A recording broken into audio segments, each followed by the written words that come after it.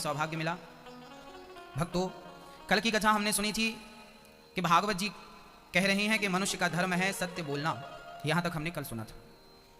भागवत जी का दूसरा प्रश्न था कि शास्त्र तो बहुत हैं, शास्त्रों का सार क्या है।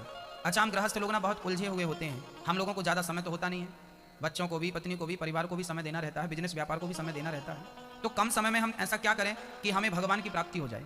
तो उदाहरण मिलता है कि 4 वेद 6 शास्त्र में बात मिली है दोए, दुख दीन है दुख होता है, सुख दीन है सुख होए।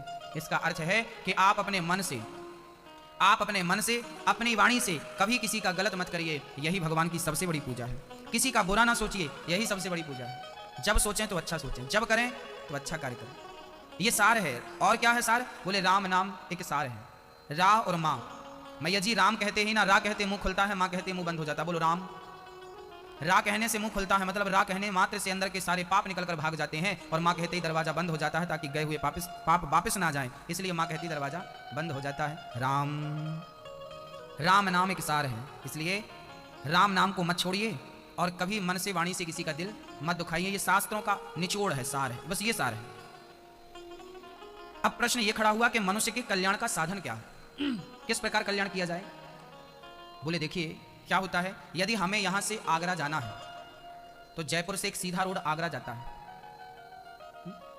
यदि हमें यहां से कोटा जाना है तो जयपुर से एक सीधा रोड कोटा भी जाता है। यदि हमें जयपुर से चित्तौड़ जाना है तो जयपुर से एक सीधा रास्ता चित्तौड़ भी जाता है। मैया जी क्या होता है, कोई आपसे पूछे कि भाई हमें आगरा जाना है, तो आप क्या कहेंगे? यहां से लेफ्ट पकड़ के राइट हो जाना, राइट से फिर लेफ्ट आ जाना, हाईवे मिल जाएगा, सीधा वो आगरा छोड़ देगा। ऐसे ही पता बताते ना हम लोग। जयपुर से लगा हुआ एक रोड जो आपको सीधा आगरा छोड़ देता है, ऐसे ही जैसे यहाँ का रास्ता आपको आगरा पहुंचा देता है, ऐसे ही यदि सत्य के मार्ग में चलते जाओगे ना भक्तों, तो सत्य का मार्ग ही एक दिन तुम्हें ईश्वर तक पहुंचा देगा। इस सृष्टि से यहाँ से यदि उस ईश्वर तक जाना है तो सत्य के हाईवे पे चलते जाओ, चलते जाओ, चलते जाओ। सत्य के रास्ते में ही तुम्हें कहीं ना कहीं ईश्वर से मिलना होगा। यदि आप झूठ का हाईवे पकड़ लेंगे, झूठ का रास्ता पकड़ लेंगे, छल का, कपट का, अहंकार का मार्ग पकड़ लेंगे ना मेरी माँ भक्तों, तो आप ईश्वर तक कभी नहीं पहुंच पाएंगे। तो आप बताइए कौन सा मार्ग भगवान तक जाता है? सत्य का मार्ग ईश्वर तक जाता है। इसलिए जीवन में यदि हम झूठ बोल के जीत गए तो हमें ऐसी जीत नहीं चाहिए। कई बार ना हम गेम खेलते हैं, चीटिंग कर लेते हैं, झूठ बोल के जीत जाते हैं, हम तो जीतना। झूठ बोल के जीत आपको नहीं प्राप्त करनी है। आप हार जाइए, आप सच बोल के हार जाइए। कम से कम भले हार गए पर सच के साथ तो रहेंगे ना यार, कि हमने सच तो बोला है। जीत जरूरी नहीं है, सच जरूरी है। महत्व ये बात नहीं रखती, इस बात का कोई महत्व नहीं है कि आप जीत गए, आप झूठ के साथ हैं या सच के साथ हैं, ये बात बहुत महत्वपूर्ण है। कोशिश करिएगा कि सच का साथ दें। भागवत जी का एक प्रश्न है कि ईश्वर सगुण है या निर्गुण। ये भागवत के प्रश्न है, ये कौन पूछ रहा है? ये सौनक जी पूछ रहे हैं सूत जी से। क्या पूछ रहे हैं कि भगवान ईश्वर सगुण है या निर्गुण है, ईश्वर साकार है या निराकार है। अच्छा, आपको क्या लगता है मैया जी, भगवान साकार है, सगुण है या निर्गुण है? क्या है भगवान? जिसका कोई आकार होता है उसे साकार कहते हैं, जिसका कोई आकार नहीं होता उसे हम निराकार कहते हैं। तो ईश्वर निराकार है या साकार? आइए समझते हैं भक्तों। ईश्वर साकार भी है और निराकार भी है। समझ रहे हैं आप लोग? भैया जी आप समझ रहे हैं ना? भगवान साकार भी है और निराकार कैसे? जैसे पानी निराकार होता है, पर वही पानी फ्रिज में रख दिया जाए तो पानी बर्फ बन जाता है। पानी का तो आकार नहीं था पर बर्फ का आकार है, तो जो निराकार था वही आकार लेके साकार हो गया कि नहीं? तो जो निराकार था वही साकार हो गया। क्यों? क्योंकि फ्रिज की संगत मिल गई। ऐसे ही परमात्मा तो निराकार, कण-कण का रहने वाला, कण-कण में व्याप्त है, हरि व्यापक सर्वत्र समाना। वो निराकार है, पर वही निराकार जब प्रेम की फ्रिज में, भक्तों के भाव की फ्रिज में आता है तो वही निराकार भक्तों के लिए सगुण साकार बनकर के प्रकट हो जाता है। वही निराकार, वही निर्गुण कभी राम, कभी कृष्ण, कभी नरसिंह, कभी वामन बन के प्रकट हो जाता है और लीलाओं को करते हुए भक्तों को आनंदित करते हैं। तो भगवान क्या है मेरी माँ? अब आपसे कोई पूछेगा कि भगवान सगुण है या निर्गुण है तो क्या जवाब दोगे? बोलो। ईश्वर दोनों ही है। वो जरूरत पड़ने पर निराकार हो जाता है, जरूरत पड़ने पर साकार बन जाता है। वो अपनी मर्जी से चलता है। जाकी रही भावना जैसी, प्रभु मूरत देखी तिन तैसी। जो जिस भाव से भगवान को भजता है, जिस भाव से भगवान को देखता है, उसके लिए परमात्मा की शक्ल वैसी ही बन जाती है जैसे उसका भाव होता है। पानी को आपने फ्रिज में रखा तो है, पानी बर्फ बना तो है, पर आकार किसका लिया? यदि कटोरी में भर के रखोगे तो पानी बर्फ बनेगा पर आकार कटोरी का होगा। यदि आप गिलास में पानी भर के रखोगे तो पानी बर्फ बनेगा जरूर, पर आकार किसका होगा? गिलास का। क्योंकि पानी का अपना कोई आकार नहीं होता, पानी तो पात्र का आकार लेता है। ऐसे भगवान का अपना कोई स्वरूप नहीं होता भक्तों। भक्त जिस स्वरूप की कल्पना करता है वही स्वरूप धारण करके परमात्मा प्रत्यक्ष प्रकट हो जाता है। जाकी रही भावना जैसी प्रभु मूरत देखी तिन तैसी। जो जिस भाव से परमात्मा को देखता भजता है भगवान उसी रूप में भक्त को दर्शन देते हैं। बोलिए भक्त वत्सल भगवान की। भक्तों, अब भागवत जी का बहुत जटिल प्रश्न है कि भगवान के अवतार कितने हैं। आपको जानकारी है भगवान के अवतार कितने हैं? बताइए भगवान के अवतार कितने हैं?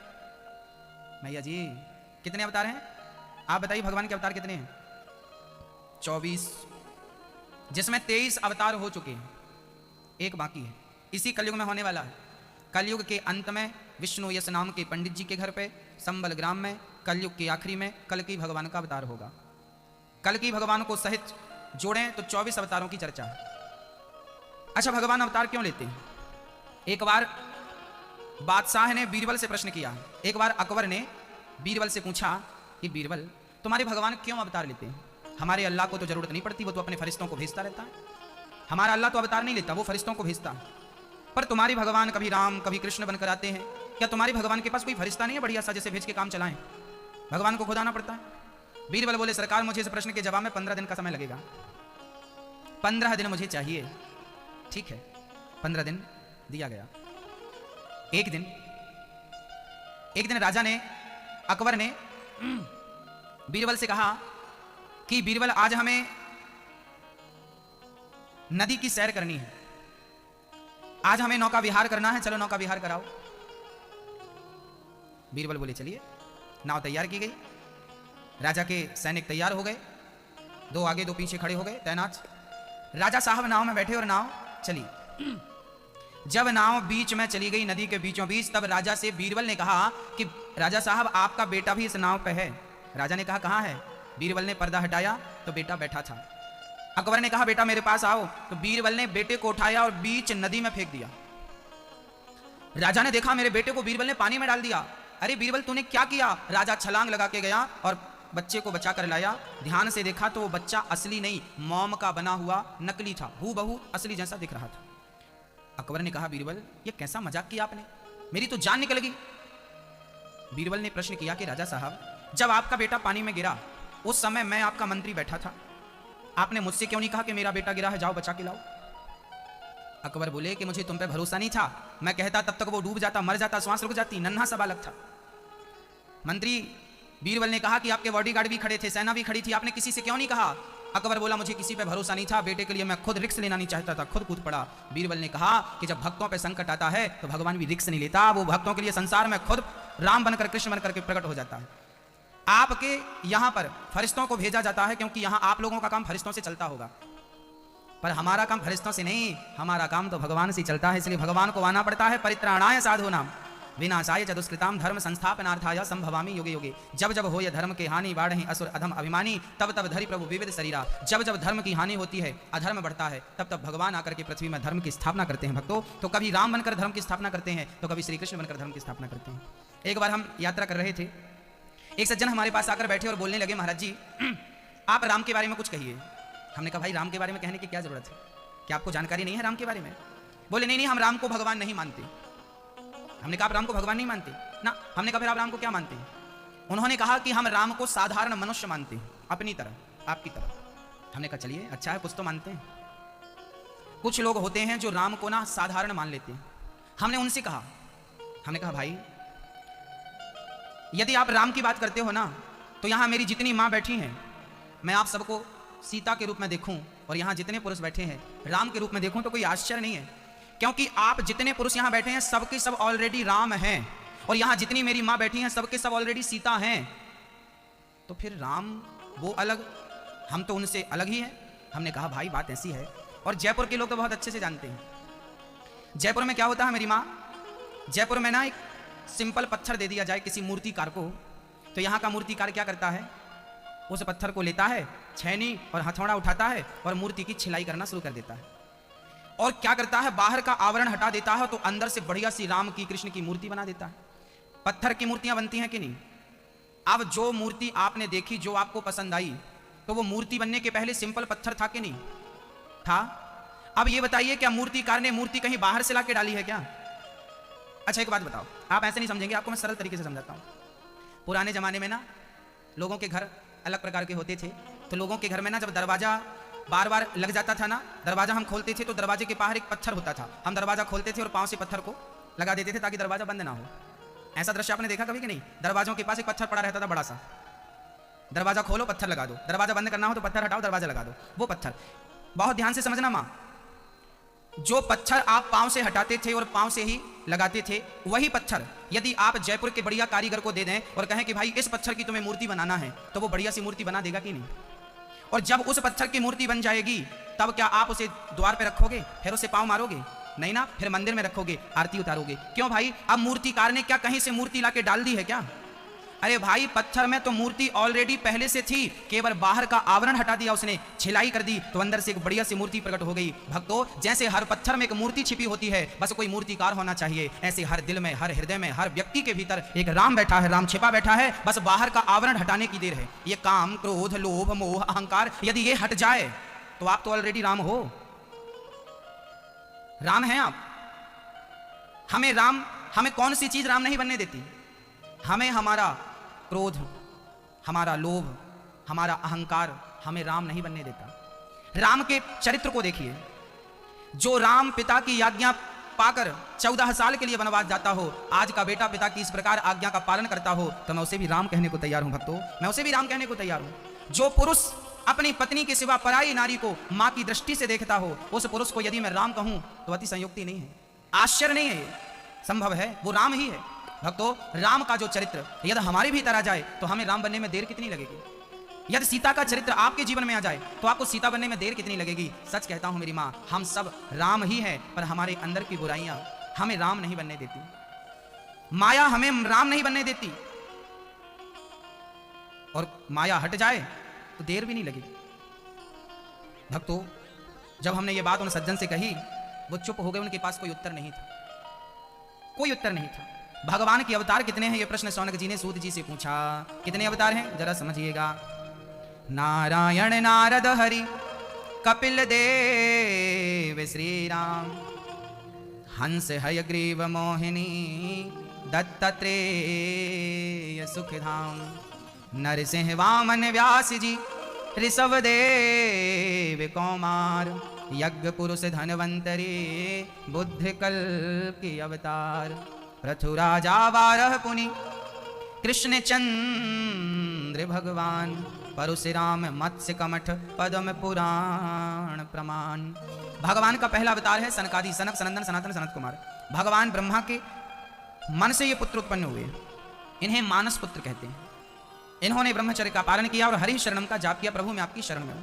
भगवान का दूसरा अवतार, भगवान नारायण का पहला अवतार है सनकादि, भगवान नारायण का दूसरा अवतार है 12, तीसरा अवतार है नारद जी, नारद जी सदा कीर्तन करते हैं। भगवान का चौथा अवतार है नर नारायण, 5वें अवतार में श्री कपिल देव जी आए और अपनी मां को आपने सांख्य शास्त्र का ज्ञान दिया। 6वें अवतार में दत्तात्रेय जी आए, जिन्होंने 24 गुरु बनाए। दत्तात्रेय जी ने कितने गुरु बनाए थे मैया जी? 24 गुरु। पृथ्वी को, वायु को, अग्नि को, आकाश को, जल को, चंद्रमा को, कुरड़ पक्षी को, कुंवारी कन्या को, वैश्या को तक गुरु बनाया था। अब आपको आश्चर्य लग रहा होगा कि वैश्या को गुरु बनाकर क्या सीखा होगा, तो सुनाता हूं। एक वैश्या थी, आज उसने श्रृंगार किया और बैठ गई अपने काम पे। उसने बाहर एक घंटा टांग दिया बड़ा सा और लिख दिया कि जो सबसे ज्यादा घंटा बजाएगा वही मेरा सबसे मोटा ग्राहक होगा, ज्यादा पैसों वाला। सुबह से शाम तक बैठी रही श्रृंगार करके, सज धज के, कोई नहीं आया। सोची कोई बात नहीं, रात को आएगा। पूरी रात गुजर गई, सुबह के 4 बज गए, अभी तक कोई नहीं आया। सुबह 4 बजे तो वहां से दत्तात्रेय जी निकले, बोले घंटा बंधा है, लगता है मंदिर है। तो वैश्या के घर को मंदिर मान करके घंटा था, तो दत्तात्रेय जी ने घंटा बजाना शुरू कर दिया, टन टन टन टन। इतने घंटे बजाए, वैश्या गिन नहीं पाई, उसे लगा मोटा ग्राहक आ रहा है। पर 1 घंटा बीत गया, अभी तक कोई नहीं आया। अब वैश्या ने बाहर निकल कर देखा तो वहां कोई नहीं। वैश्या को गिलानी हो गई कि राम राम, जितना इंतजार मैंने पुरुष का किया, यदि इतना इंतजार भगवान का करती तो भगवान निश्चित आ जाते। उस दिन से उसने अपना ये काम बंद करके और गोविंद का इंतजार करना शुरू कर दिया। उस गणिका को भगवान की प्राप्ति हुई थी, उस गणिका को भगवान की प्राप्ति हुई थी। उसे दत्तात्रेय जी ने अपना गुरु बना लिया और सीखा क्या? बोले आशा ही परमम दुखम नैरास्यम परमम सुखम। संसार के लोगों की आशा रखोगे ना तो वो दुख ही देगी, और भगवान की आशा रखोगे तो सुख मिलेगा। आशा एक राम जी की, दूजी आशा छोड़ दे, नाता एक राम जी से, दूजा नाता तोड़ दे। आज हमारे बीच में अतिथि के रूप में जयपुर के सांसद जी आए हुए हैं। एक बार सुंदर तालियां बजा करके आप श्री का स्वागत और सम्मान करें। आपके पास समय होता नहीं है, फिर भी आपने अनमोल समय निकाला है। बहुत बहुत साधुवाद आपका। भक्तों, 7वें अवतार में यज्ञ भगवान हुए, 8वें अवतार में ऋषभदेव जी हुए, 9वें अवतार में पृथु भगवान हुए, 10वें अवतार में मत्स्य मछली भगवान ने मछली का अवतार भी धारण किया। मानो भगवान ये कहना चाहते हैं कि सर्वम खलविदम ब्रह्म, मैं सब जगह हूं, मछली भी मैं हूं, कछुआ भी मैं हूं। 11वां अवतार कच्छप का धारण किया, 12वां अवतार धनवंतरी, 13वां अवतार भगवान स्त्री बन के आ गए। एक बार माताएं नाराज हो गई। माताओं ने कहा कि भगवान आप तो पुरुष ही पुरुष बन रहे हो, कभी स्त्री बनो तो पता चले स्त्री का दुख समझो आप। तब भगवान स्त्री बन के आए और भगवान का अवतार स्त्री के रूप में हुआ। क्या नाम था उस स्त्री का? मोहिनी भगवान। 14वां अवतार नरसिंह, नरसिंह भगवान का अवतार प्रहलाद के लिए हुआ। 15वां अवतार भगवान का वामन राजा बलि के लिए हुआ। 16वां अवतार भगवान ने परशुराम जी के लिए लिया, सहस्त्रार्जुन को मारने के लिए परशुराम जी ने यह अवतार धारण किया था। 17वां अवतार वेद व्यास जी का, 18वां अवतार श्री राम जी का, 19वां अवतार बलराम जी का, 20वां अवतार श्री कृष्ण के रूप में, 21वां अवतार बुद्ध अवतार, 22वां अवतार हरि अवतार। जब ग्राह का पांव, जब हाथी का पांव, गज का पांव ग्राह ने पकड़ लिया, तब भगवान ने हरि अवतार लेकर के हाथी की रक्षा की थी, वो 22वां अवतार था। 23वां अवतार था हंस हयग्रीव और 24वां अवतार होने वाला है कलयुग के आखिरी में। इन 24 अवतारों का जो नाम स्मरण करता है उसका हृदय शुद्ध हो जाता है। इन नामों की बड़ी महिमा है। एक बार क्या हुआ, व्यास जी महाराज मां सरस्वती नदी के पावन तट पर बैठे थे। आपने 17 पुराण लिख दिए पर शांति बिल्कुल नहीं थी। तब नारद जी एक दिन कीर्तन करते करते आ गए, श्रीमन नारायण नारायण। नारद जी आए, देखा व्यास जी उदास बैठे। व्यास जी प्रणाम, क्या हुआ? आप बड़े खिन्न हैं, बड़े उदास हैं, आपकी उदासी का हेतु तो बताइए। तब व्यास जी ने कहा, महाराज हमने 17 पुराण लिख दिए पर हमें शांति नहीं मिल रही है, क्या करें हम? तब नारद जी ने कहा कि आपने अभी तक भगवान की मधुर मधुर बाल लीलाओं का निरूपण नहीं किया, इसलिए आपको शांति नहीं मिल रही है, आप बाल लीलाओं का निरूपण कीजिए। तब भागवत की रचना वेद व्यास ने की नारद जी के कहने पर। नारद जी बोले, पिछले जन्म में हम दासी पुत्र थे, हमारी माँ घर घर बर्तन धुलती थी, पर मैंने संतों की संगति की जिसके प्रभाव से आज मैं ब्रह्मा का बेटा हूं और मुझे लोग नारद कहकर पुकारते हैं। आज भगवान के किसी भी धाम में मैं कभी भी जा सकता हूं, कोई पाबंदी नहीं है। और दिन भर भगवान का, मैंने पिछले जन्म में भगवान का भजन किया, तो इस जन्म में मुझे ये आनंद प्राप्त हुआ।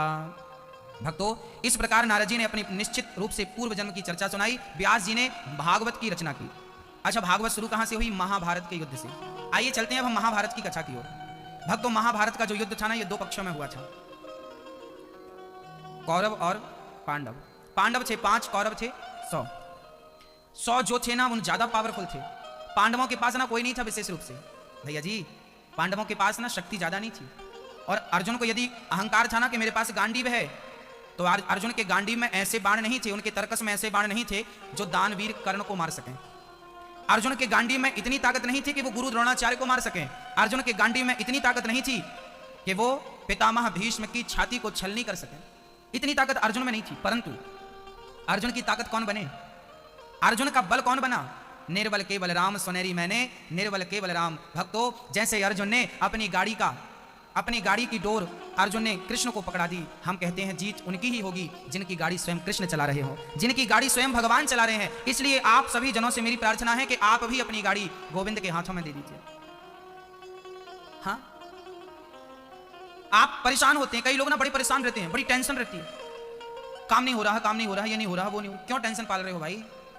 ये सिस्टम से चलेगा, जो होना है वो होके रहेगा, जो नहीं होना वो कभी नहीं होगा। अर्जुन ने महाभारत में अपने जीवन की गाड़ी श्री कृष्ण को दे दी। प्रभु चाहे तो पार लगा दो, चाहे तो डुबा दो, मर्जी आपकी। आपको अर्जुन बनना पड़ेगा और अर्जुन बनना सार्थक तब होगा जब आपका सारथी श्री कृष्ण बन जाए। और देखिए भगवान का स्वभाव कैसा है। अच्छा, आप लोग भगवान को कितना जानते हैं मुझे नहीं पता, पर आज से आप लोग बहुत बढ़िया जानने लगेंगे भगवान कैसे हैं। अच्छा, जयपुर के जो सबसे बड़े आदमी हो उनसे आप कहना कि साहब हमारा ड्राइवर जरा छुट्टी पे है, 2-4 दिन आप हमारी गाड़ी ड्राइव कर दो। जयपुर के सबसे अमीर आदमी से बोलना कि हमारा ड्राइवर छुट्टी पे है, हमारी गाड़ी 2-4 दिन आप ड्राइव कर दीजिए, चलाइए, हमारे ड्राइवर बन जाइए आप। तो क्या वो साहब तैयार होंगे आपकी गाड़ी चला? नहीं साहब, हमारे 10-10 ड्राइवर लगे हैं, तुम्हारी गाड़ी चलाएंगे? हमें जानते नहीं हम कौन है, पागल हो, दिमाग खराब हो गया तुम्हारा, ऐसा जवाब आएगा। पर धन्य है भक्तों भगवान के परम भक्त, धन्य है वो कृष्ण और धन्य थे वो अर्जुन। सोचिए कि जयपुर के सबसे अमीर आदमी से कहा जाए कि तुम हमारी गाड़ी चलाओ, कभी नहीं चलाएगा। पर अखिल ब्रह्मांड नायक, अखिल परमात्मा, जो परमात्मा सृष्टि को अपने सारों पे नचाता है, जिसके रोम रोम में अनेक ब्रह्मांड लटक रहे हो, ब्रह्मांड निकाया निर्मित माया रोम रोम प्रतिवेद कहे, जिसके रोम रोम में हजारों ब्रह्मांड लटक रहे हो, वो अखिल ब्रह्मांड नायक आज अर्जुन की गाड़ी चला रहा है कि नहीं? अर्जुन का ड्राइवर बन गया कि नहीं? आप किसी करोड़पति से कहिए मेरा ड्राइवर बन जाओ, कभी नहीं बनेगा। पर जगत का पालनहार आपका ड्राइवर बनने को तैयार है। विडंबना तो यह है कि हम उसे अपना बनाना ही नहीं चाहते, हम उसे अपना नहीं बनाते, जो हमारा बनने को तैयार है। अर्जुन की गाड़ी भगवान, केवल गाड़ी नहीं, मेरी माँ शांति दूत बनकर जाना पड़ा तो भगवान शांति दूत बनकर गए कि नहीं? गए। भक्तों, वो भक्तों की चाकरी भी करता है, सारा काम भगवान स्वयं करते हैं अपने भक्तों का। अर्जुन की गाड़ी भगवान ने चलाई, अर्जुन को विजय प्राप्त करा दी। महाभारत में 99 कौरव मारे जा चुके थे, 99 कौरव मारे जा चुके थे। एक बचा था, नाम था दुर्योधन। पर दुर्योधन की जांघ भी भीम भैया ने गदा के प्रहार से तोड़ दी। अर्जुन, अब दुर्योधन मरने को तड़प रहा था कि मृत्यु आ जाती तो मैं मर जाता। मृत्यु तो नहीं आई। अश्वत्थामा आ गया। अश्वत्थामा ने कहा, दुर्योधन मैं क्या मदद करूं, आपकी क्या सेवा करूं? दुर्योधन ने कहा कि मेरी आखिरी इच्छा है कि मैं पांडवों को मरा हुआ देखूं, क्या तुम उन्हें मार सकते हो? जरूर मार सकता हूं। आधी रात को अश्वत्थामा पांडवों को मारने चल पड़े। अच्छा, भूल गए थे अश्वत्थामा जी के जिनके रक्षक भगवान हो, उन्हें आप क्या मारेंगे? कि जिसने तेरा नाम लिया उसके जागे भाग, सोते हुए जीवन से अब तो प्राणी जाग। कम है जिंदगी कर लो बंदगी, प्रभु का हाथ हो तो मौत भी न मारते। मन में बसा कर तेरी मूर्ति, उतारूं मैं गिरधर तेरी आरती। क्यों घबराऊं मैं, मेरा तो श्याम से नाता है। जीवन की गाड़ी मेरी, जीवन की। अच्छा बताओ, आपकी गाड़ी कौन चला रहा है? आप खुद चला रहे हैं? यदि आप खुद चलाएंगे ना तो आपको टेंशन होगी। कई लोग ना बड़ी चिंता में रहते हैं, बड़ी टेंशन। आप लोग ना सोचते ज्यादा, टेंशन इसलिए होती है। कल हमने बताया था कि अर्जुन को पता लगा कि हमें पितामह भीष्म मार डालेंगे, तो अर्जुन तो सो रहे थे। कन्हैया ने कहा, अर्जुन तुम्हें पता नहीं है कल तुम्हें मरना है। अच्छा, महाभारत में एक घटना घट गई थी। क्या? महाभारत में एक घटना घट गई कि अभिमन्यु की मृत्यु हो गई। और जब यह समाचार अर्जुन ने सुना कि अभिमन्यु मारा गया, तो अर्जुन ने हाथ में जल लेके प्रतिज्ञा कर ली कि कल के युद्ध में मैं जयद्रथ को छोड़ूंगा नहीं, क्योंकि अभिमन्यु को मारने में सबसे बड़ा हाथ है जयद्रथ का। और यह वही जयद्रथ था जो अभिमन्यु के मर जाने पर भी उसके मरे हुए सिर पर इसने लात मारी थी। यह वही जयद्रथ था। अर्जुन ने हाथ में जल लेकर प्रतिज्ञा कर ली कि कल के युद्ध में मैं जयद्रथ को मार डालूंगा, नहीं तो कल का युद्ध मेरे जीवन का अंतिम युद्ध होगा। यदि नहीं मार सका तो मैं चिता में जलकर समाप्त हो जाऊंगा। ऐसी प्रतिज्ञा अर्जुन ने की थी। अच्छा, जब यह बात कृष्ण को पता चली तो कृष्ण ने डांटा, अर्जुन प्रतिज्ञा लेने के पहले सोचना चाहिए ना, जयद्रथ को मारना संभव नहीं है।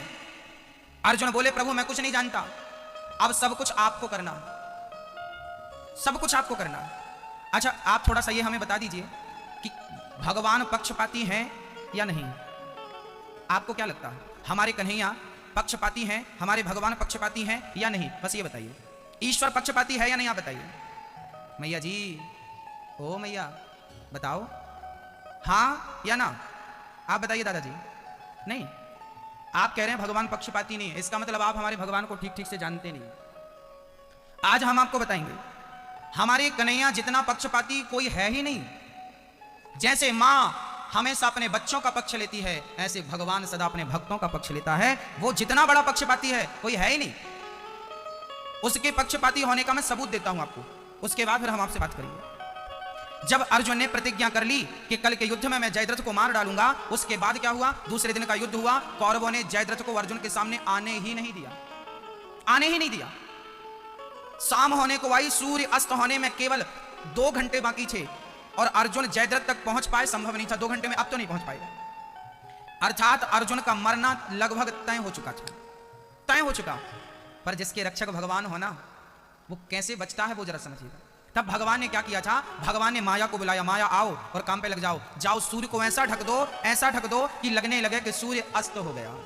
बादलों ने सूर्य भगवान को ऐसे ढका कि सबको क्या लगा कि शाम हो गई, सूर्य अस्त हो गया। शंखनाद हो गया, भाई युद्ध विश्राम किया जाए, सूर्य अस्त हो गया। युद्ध रोका गया। दुर्योधन ने जल्दी चिता बनाई, अर्जुन तूने प्रतिज्ञा ली थी जयद्रथ नहीं मरा तो मर जाऊंगा, वो तो नहीं मरा, अब तू मर। गांडीव रख के कुंती मां को, युधिष्ठिर को, कृष्ण को प्रणाम किया। अर्जुन ने कहा, कन्हैया आखिरी प्रणाम स्वीकार करो। प्रतिज्ञा थी कि मैं जयद्रथ को मारूंगा नहीं तो अग्नि में जल जाऊंगा, मैं अग्नि में जलने जा रहा हूं। जैसे ही गांडीव रख के अग्नि की ओर बढ़े कि जयद्रथ को लगा कि अब तो सूर्यास्त हो गया, अब तो युद्ध होगा नहीं, चलो हम भी देखें तमाशा, अर्जुन मर रहा है, हम भी तो उसकी मौत देखें, दुश्मन है हमारा। तमाशा देखने आ गया, ये भी सारी सिक्योरिटी तोड़ता हुआ और दौड़ा दौड़ा जयद्रथ आया और अर्जुन के सामने खड़ा हो गया, हंसने लगा। लो हमें मारने चला था, खुद मरने लगा। अब भगवान को इसी पल का इंतजार था कि ये सामने आकर खड़ा हो जाए। तब भगवान ने क्या किया, भगवान ने माया से कहा बादलों से, चलो भाई काम हो गया आपका, आने दो सूर्य भगवान को। और जैसे ही माया ने पर्दा हटाया तो सूर्य की किरण आई। तब कृष्ण ने कहा अर्जुन उठाओ गांडीव, अभी सूर्य अस्त नहीं हुआ, अभी सूर्य अस्त होने में 30 मिनट आधा घंटा बाकी है, उठाओ अपना गांडीव। और उठाकर सामने खड़ा है दुश्मन, इसका सिर काटो, पर शर्त यह है कि इसे मारने वाला भी मर जाएगा। जयद्रथ को वरदान था कि इसे जो मारेगा वो भी मर जाएगा, पर इसका सिर यदि जाकर इसके पिता की गोद में गिर जाएगा तो ये बाप बेटे मर जाएंगे। अब अर्जुन ने गांडी उठाया, बाण चलाया, और अर्जुन के बाण में इतनी ताकत नहीं थी कि उसका सिर ले जाकर उसके पिता की जो हजारों किलोमीटर दूर बैठा था वहां गिर सके। तब भगवान ने इनडायरेक्ट अपना सुदर्शन नियुक्त किया और अर्जुन ने बाण चलाया, सिर कटा, और भगवान के सुदर्शन ने ले जाकर वो सिर ले जाकर उसके पिता की गोद में डाला तो जयद्रथ के पिता और जयद्रथ मारा गया। भगवान ने भक्त की रक्षा कर ली। बोलिए भक्त वत्सल भगवान की। वो भगवान है जो दिन को रात भी कर सकता है। किसके लिए? ये महाभारत की कथा है, भक्त के लिए। अब बताओ, आप कन्हैया को कहेंगे कि ये पक्षपाती नहीं है? एक नंबर के पक्षपाती हैं ये भगत के लिए दिन को रात भी कर सकते हैं। आप उनके बन के तो देखो, वो आपके लिए सब, वो सारा काम करेंगे आपका। एक बार कहो तो कि प्रभु मैं तेरा हूं और तू मेरा है, क्यों घबराऊं मैं, मेरा तो श्याम से नाता है। जीवन की गाड़ी मेरी श्याम चलाता है। आपकी गाड़ी कौन चला रहा है? आप मत चलाना, कहीं भी एक्सीडेंट हो जाएगा। सौंप दो सब कुछ भगवान को। जीव के बादल जब जब मंडराते, श्याम नाम लेते ही छट जाते। बाल भी बांका वो ना कर पाते, कभी दोबारा नजर नहीं आते। संकट आने से पहले शाम आता है, क्यों घबराऊं मैं, मेरा तो शाम से नाता है। भक्तों, दुनिया वालों से रिश्ते बनाने में कोई फायदा नहीं। इतने रिश्ते हम दुनिया वालों से बनाते हैं, एक भी कन्हैया से हो गया ना तो जीवन सफल हो जाएगा, जीवन सवर जाएगा। मीराबाई ने बनाया था कि नहीं? उसने जमाने से रिश्ते कहाँ बनाए थे? उसे पता था कि दुनिया वाले राम राम तभी करते हैं जब इनका कोई मतलब होता है। हाँ, बिना मतलब के राम राम नहीं करते। भगवान आपके प्रेम का जो मूल्य दे सकते हैं ना भक्तों, वो मूल्य कोई नहीं दे सकता। प्रेम का उचित मूल्य कन्हैया देते हैं। मीराबाई ने प्रेम किया था गिरधर गोपाल से, मूल्य क्या दिया? आज कहीं मीराबाई की समाधि नहीं है। आखिरी समय जब राणा ने बहुत परेशान किया तो मीराबाई छोड़कर चली गई थी, द्वारिका चली गई, और वहां द्वारिकाधीश के सामने वो कीर्तन थी, खरताल लेकर मंदिर के सामने बस नाचती रहती, गाती रहती, हरे कृष्ण कृष्ण कृष्ण, मेरे तो गिरधर गोपाल, मेरे तो गिरधर गोपाल, मेरे तो गिरधर, हे गिरधर गोपाल, हे गिरधर गोपाल, गाती रहती। यहां से संदेशा पहुंचाया गया, राणा के जाने के बाद कोई दूसरा बढ़िया सा राजा आया, उसको पता चला कि हमारे यहाँ की एक भक्तिमती मीराबाई, उस पर बड़ा अत्याचार राणा ने किया है। तो ब्राह्मणों से कहा जाओ मीरा को वापस लाओ। मीरा को वापस लाने के लिए पहुंचाया तो मीरा को खबर मिली कि मुझे वापस बुलाया जा रहा है। तो द्वारिकाधीश के सामने रोने लगी, द्वारिकाधीश तेरे दर पे आने के बाद, तुझे पाने के बाद क्या कोई फिर से वापस जाता है?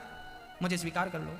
और वहां जब प्रेम की प्रबल पराकाष्ठा हुई, इतना प्रेम मीरा के हृदय में कि द्वारिकाधीश का मुंह खुला और देखते ही देखते लाखों के भक्तों के बीच में मीरा भगवान के मुंह में समा गई थी। ऐसी मीराबाई आज कहीं समाधि नहीं है मीरा की, द्वारिकाधीश के मुख में समा गई थी। यदि प्रेम भगवान से करोगे तो उसका मूल्य ये है, ऐसा मूल्य चुकाया जाता है। सुदामा ने प्रेम किया कन्हैया से तो क्या मिला उसे? सुदामा जी आए तो क्या किया भगवान ने? देखे सुदामा की दीन दशा, करुणा करके करुणा निधि रोए। पानी परात को हाथ छुओ नहीं, नैनन के जल से पग धोए। अब बताइए, सुदामा आए थे घर पे द्वारिकाधीश से मिलने, जिसे लोग देखकर हंस रहे थे ये भिखारी है, इनकी तो आदत हो गई है। और जब सुदामा ने कहा कि कृष्ण हमारे बचपन के मित्र हैं तो लोगों ने बहुत मजाक उड़ाया था, बहुत हंसी उड़ाई थी। लो, मांगने का नया तरीका ढूंढ लिया, सखा हो गया। सुदामा ने कहा हंस लो। सुदामा चुपचाप खड़े रहे, इंतजार करते रहे कि मेरा कृष्ण आएगा जरूर। प्रेम किया था ना सुदामा ने, कृष्ण क्यों नहीं आते? द्वारपाल ने संदेशा पहुंचाया तो भगवान दौड़े दौड़े आए, उनका दुपट्टा जमीन में गिर गया सो गिर गया, उठाया नहीं, जैसे थे नंगे पांव दौड़ पड़े जगत के पालनहार और उठाकर सुदामा को हृदय से लगा लिया, गले लग गए सुदामा को फूट फूट कर। सोचिए, जिसके दर्शन करने के लिए लाखों की भीड़ लगती है, आज वो सुदामा को, सुदामा की क्या हैसियत थी? पाँव में कांटे चुभे थे, चप्पल भी तो नहीं थी पाँव पे, टूटी सी लाठी थी, टूटा सा कमंडल था, 4 मुट्ठी चावल आंख में दबे थे, शरीर पे कितने कपड़े थे, फटे पुराने कपड़े पहनकर सुदामा द्वारिका पहुंचे। और धन्य है द्वारिकाधीश कि ऐसे दीनहीन दुखी भक्तों को भी भगवान अपने गले से लगाता है। और सिर्फ गले से लगाया इतना नहीं मेरी माँ, कहा जाता है सुदामा के चरणों में लगे कांटों को द्वारिकाधीश ने अपने मुंह से निकाला, और इतना प्रेम उस द्वारिकाधीश के अंदर कि अपने भक्त के चरणों को पानी से नहीं नेत्रों के जल से धुल दिए। वाह प्रभु वाह, ये आपकी भगवत्ता, इसलिए आप भगवान हैं। आप इतना प्रेम अपने भक्त से करते हैं, सोचिए कि भगवान अपने भक्त से इतना प्रेम करता है तो भक्त को अपने भगवान से कितना प्रेम करना चाहिए, कितना प्रेम करना चाहिए। प्रेम किया सुदामा ने, उसका मूल्य ये था कि नेत्रों के जल से चरण पखार दिए, ये प्रेम का मूल्य था। प्रेम किया था द्रौपदी ने, तो क्या हुआ, भारी सभा में दुशासन ने साड़ी खींची। जब दुशासन ने साड़ी खींची तो द्रौपदी ने पुकारा, क्या कहा था द्रौपदी ने, कहां जा छिपे हो प्यारे कन्हैया, यहां लाज मेरी लूटी जा रही है। दुशासन के हाथों तेरी द्रौपदी की सभा बीच साड़ी खींची जा रही है। कहाँ जा छिपे हो प्यारे कन्हैया, यहाँ लाज मेरी लूटी जा रही है। जिन्होंने कभी मेरी सूरत ना देखी वो देखेंगे आज वदन मेरा नंगा। कन्हैया, जिन्होंने कभी शक्ल नहीं देखी, घूंघट डाल के रहती थी, आज वो मेरा निर्वस्त्र शरीर देखेंगे। हे द्वारिकाधीश, जिन्होंने कभी मेरी सूरत ना देखी वो देखेंगे आज वदन मेरा नंगा। जुआ में पति जी मेरे हारे हैं बाजी, महलों की रानी लूटी जा रही है। द्रौपदी ने पुकारा, हे द्वारिकाधीश। अच्छा, द्रौपदी के बुलाने में देर लगी है, भक्तों गोविंद के आने में देर नहीं लगी। द्रौपदी ने पहले किन्हें बुलाया, गुरु द्रोण बोलो, पितामह बोलो, तुमसे तुम्हारी ये बहू पूछती है। पांचों पति आज बैठे सभा में, महलों की रानी लूटी जा रही है। अर्जुन, कहां तुम्हारा गांडीव, देखो दुशासन ने मेरे केस पकड़ रखे हैं। द्रौपदी के केस जब दुशासन ने पकड़े चनामा, उस समय द्रौपदी रजस्वला थी। उस टाइम पे जब स्त्री घर से बाहर नहीं निकलती, उस टाइम पे उसे निर्वस्त्र किया जा रहा था। अर्जुन, कहां है गांडीव? अर्जुन ने सिर झुका लिया। भीम, कहां है 10,000 हाथियों का बल? भीम ने सिर झुका लिया। युधिष्ठिर, कहां है तुम्हारी धर्म की ध्वजा? कहते हैं जहां धर्मराज युधिष्ठिर होते हैं वहां अधर्म नहीं होता, क्या ये अधर्म नहीं है? सब चुप हो गए। गुरु द्रोणाचार्य जी, आप तो बोलिए, आप तो गुरु हैं, सबका बोध है आपको, आपके सामने किसी बेटी की इज्जत लुट रही है। गुरु ने सिर झुका लिया। पितामह भीष्म, सबसे बड़े आप हैं, और क्या मजाल के आपके होते अधर्म हो जाए? ये दुशासन में इतनी ताकत कहां कि आपके एक बाण का सामना कर सके? पितामह साइलेंट थे, कुछ बोले नहीं। तब द्रौपदी ने जान लिया कि ये सभा लगी जरूर है, यहां पंचायत बैठी जरूर है, यहां पंच भी है, यहां सभा भी है, पर इस सभा में सब पंचों के बीच में न्याय नहीं। दुनिया की सबसे पहली पंचायत थी जहां पंच पांचों थे, सभा पूरी थी, पर न्याय नहीं था।